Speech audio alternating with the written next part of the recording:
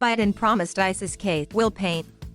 Having no U.S. troops in Afghanistan makes that harder. The U.S. relied in part on overhead surveillance imagery to target the suspected ISIS-K fighters, according to two U.S. officials. The detailed intelligence picture that officials say the military was able to build in the final hours leading up to the strike offer a window into how the U.S. military has conducted counterterrorism operations in Afghanistan for years.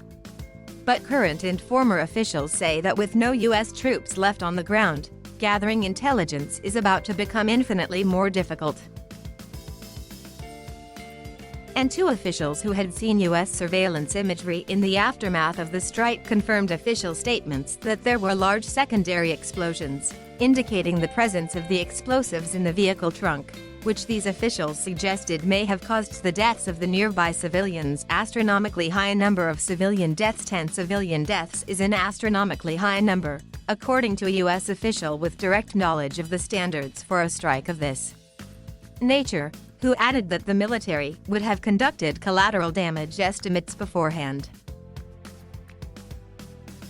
Had we cooperation with any local partner, we would have never fired a missile at the vehicle but tried to get to the drivers before they got in the car, said one former intelligence official with knowledge of how these strikes are carried out. That assumes we had intel on the car as opposed to the people, and maybe after it was already en route, which leaves far fewer options. There is an expectation that our technology will allow this offshore reach for insight and disruption, which is just not how it's going to play out, the former official added. We have to have eyes on the ground either by proxy or through, and then a local partner to take action, other than require us to send in missiles or commandos.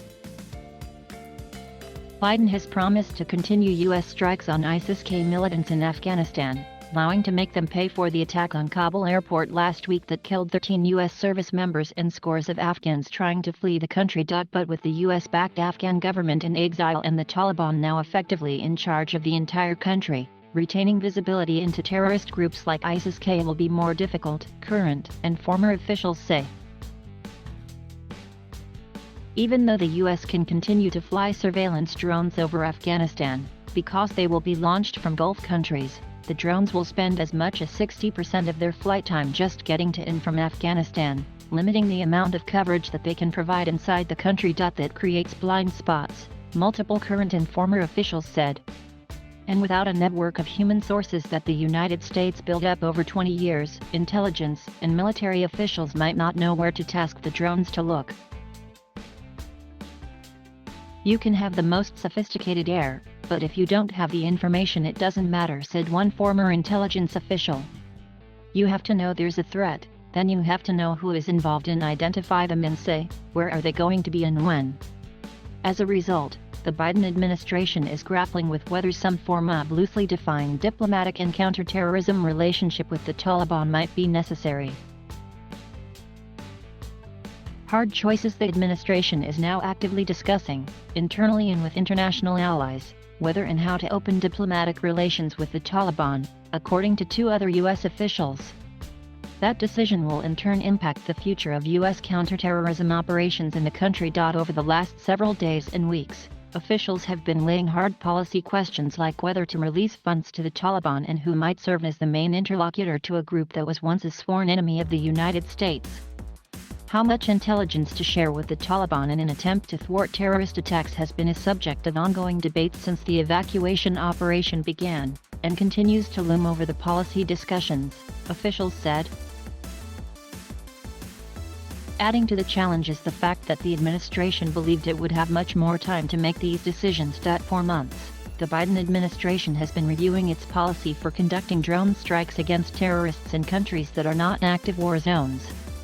The drone strike review had been nearing completion, sources familiar with the process said, but the unexpectedly swift rise of the Taliban in Afghanistan has complicated matters.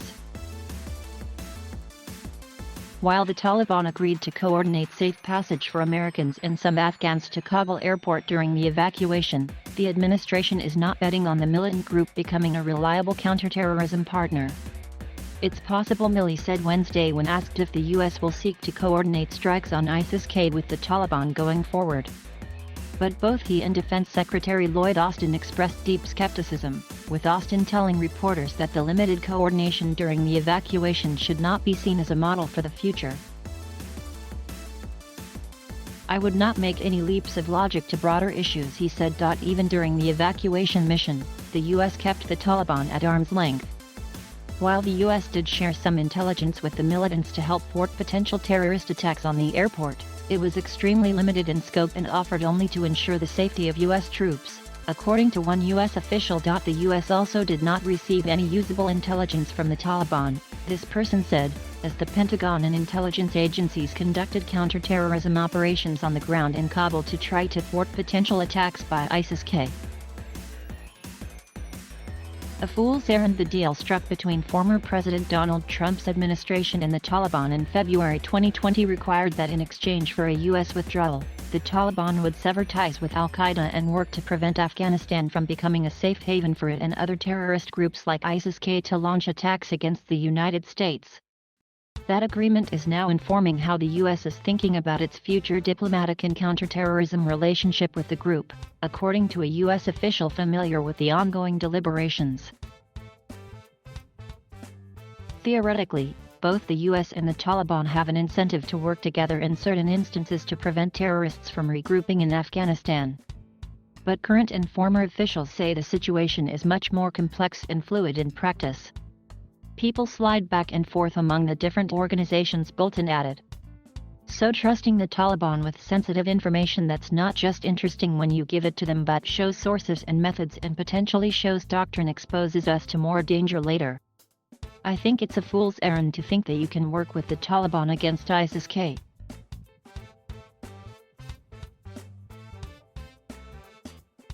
Thank you for watching.